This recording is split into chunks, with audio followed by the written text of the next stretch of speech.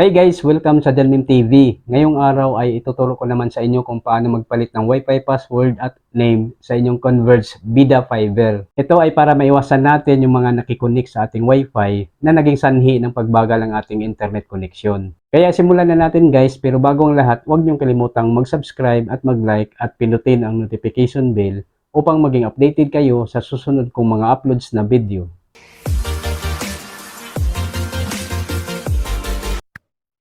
So bago tayo magsimula, kailangan nakakunik na kayo sa inyong Wi-Fi router. At kung connected na kayo, ang unang gagawin natin ay mag-open ng internet browser. Kahit anong internet browser ay pwede nung gamitin. So itap lang natin itong Chrome. Then pag nag-open na siya, itype lang natin dito sa address bar yung IP address ng Converge router, itong 192.168.1.1.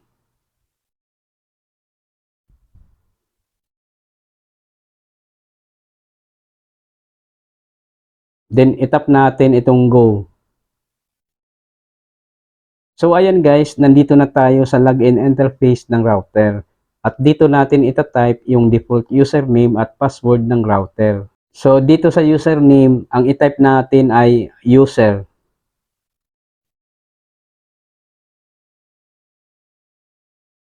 At sa password naman, ganun din, user.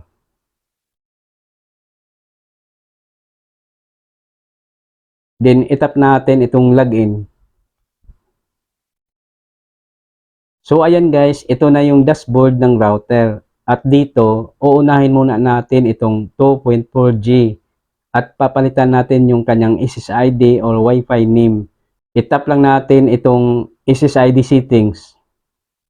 Then dito sa SSID name, kayo na ang bahala kung ano ang gusto nyong ipalit na Wi-Fi name. Halimbawa, ang ilagay ko ay Vida 2.4G.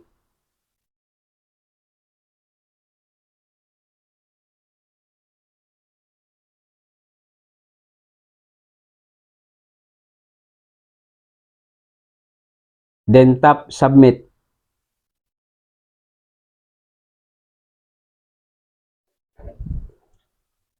Pagkatapos niyan ay madi-disconnect tayo sa Wi-Fi router dahil nagbago na yung kanyang Wi-Fi name. I-reconnect na lang natin siya ulit. So ayan guys, nagbago na yung kanyang Wi-Fi name. Naging Vida 2.4G na siya ngayon. At mag-reconnect tayo dito. I-tap lang natin yan. Then i-type natin yung kanyang Wi-Fi password.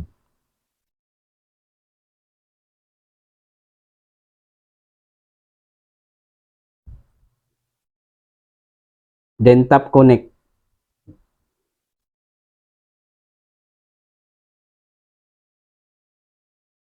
Ayan, connected na tayo. Then babalik tayo sa dashboard ng router para mapalitan natin yung kanyang Wi-Fi password. So mag-login ulit tayo. Dito sa username, ang i-type natin ay user. At sa password naman, ganun din user.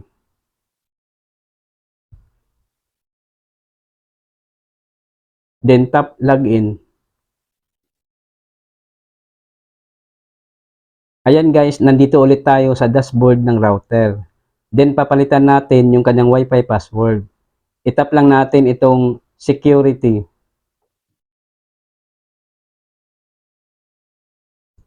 Then dito sa WPA passphrase, ito yung kanyang Wi-Fi password. At kayo na rin ang bahala kung ano ang gusto nyong ipalit na Wi-Fi password. Halimbawa, ang ilagay ko ay johnmem_tv at 2023.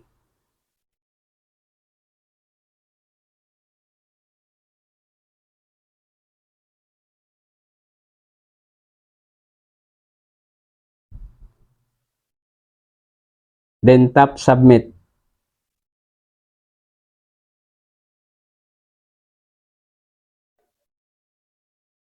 Pagkatapos niyan ay madi-disconnect tayo sa Wi-Fi router. I-reconnect na lang natin siya ulit gamit ang kanyang bagong Wi-Fi password. So dito, itap lang natin itong Vida 2.4G. Then i-type natin yung kanyang bagong Wi-Fi password.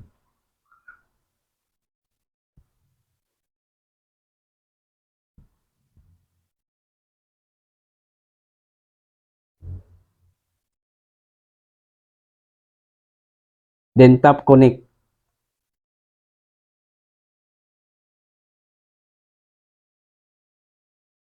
Ayan, connected na tayo. So mag-login ulit tayo sa router.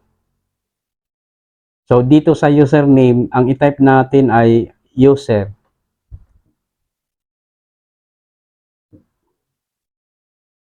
At sa password naman, user pa rin.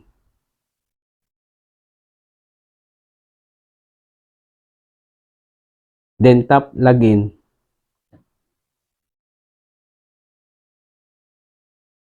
Ayan guys, nandito ulit tayo sa dashboard ng router. Next naman ay papalitan natin itong WLAN Radio 5G. I-tap lang natin yan. Then para mapalitan natin yung kanyang SSID or Wi-Fi name, ay i-tap lang natin itong SSID settings. Then dito sa SSID name, bahala na kayo kung ano ang gusto nyong ipalit na Wi-Fi name.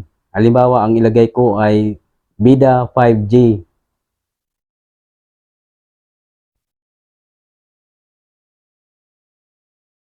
Then tap submit.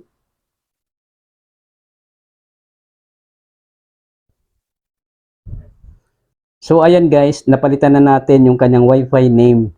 Next naman ay papalitan natin yung kanyang Wi-Fi password. I-tap lang natin itong security. Then dito sa WPE passphrase, ito yung kanyang Wi-Fi password. At kayo na rin ang bahala kung ano ang gusto nyong ipalit na bagong Wi-Fi password. Halimbawa, ang ilagay ko ay janmim_tv at 2023.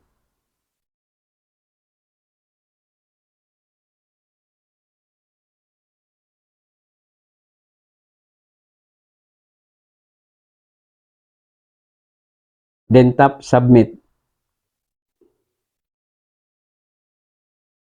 So ayan guys, napalitan na natin ng Wi-Fi password yung kanyang 5G Wi-Fi network. Then pagkatapos, kailangan din nating palitan yung kanyang login password. Dahil pwede kasing ma-access ng ibang tao yung ating router at malalaman yung ating Wi-Fi password. So para mapalitan natin, itap lang natin itong administration. Then dito sa old password, itype lang natin yung kanyang lumang password, itong user. Then dito naman sa new password, kayo na ang bahala kung ano ang gusto nyong ipalit na login password. Halimbawa, ang ilagay ko ay janmim_tv at 2023.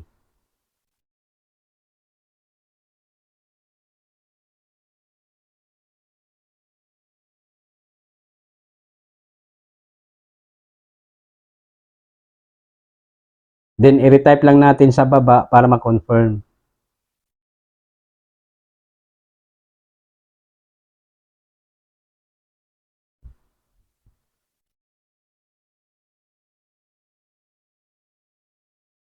Then itap natin itong submit. So ayan guys, napalitan na natin yung kanyang login password. Next naman ay i-test natin kung gumagana yung ipinalit nating Wi-Fi password. I-log out muna natin.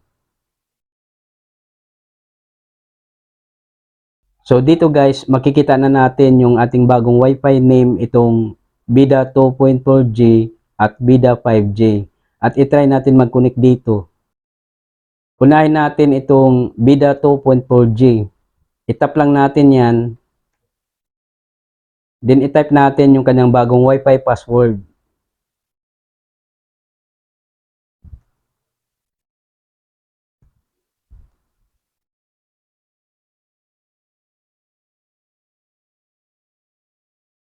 Then tap connect.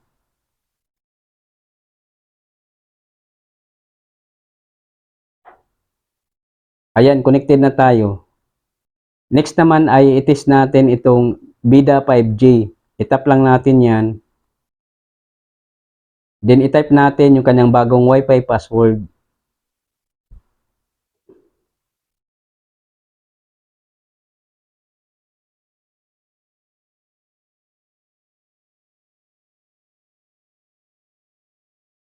then tap connect.